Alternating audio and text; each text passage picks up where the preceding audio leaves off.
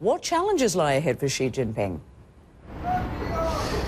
Enormous challenges, and he's set out some of them himself. Of course, corruption being amongst them. We heard from his predecessor now, Hu Jintao, saying that corruption, if it's not dealt with, could bring about the collapse of the party, indeed the fall of the state here in China, and Xi Jinping has talked about that. He's talked about the ongoing renewal of China as well, that this is a process that's ongoing here, that they're having to develop the economy and listen more to the people. But really interesting to hear this stuff about the need to deal with corruption. Have a listen to something that he had to say.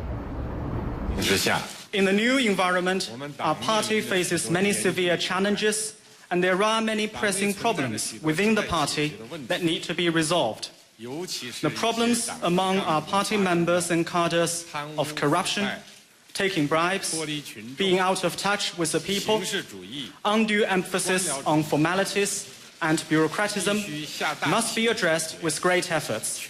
The whole party must be vigilant against them.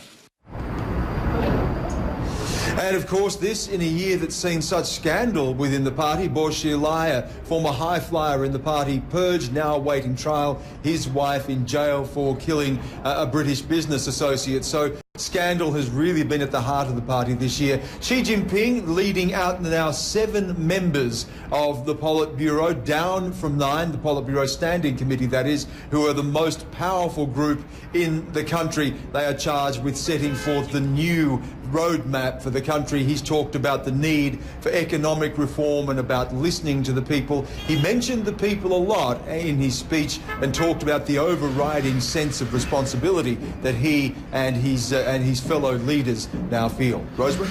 And Stan, of course, Xi Jinping becomes the most powerful man in China, but we don't know much about him, do we? We really don't. You know, this is someone who's had a very quiet ride through the party. Over the past year, we've seen a little bit more of him as he's been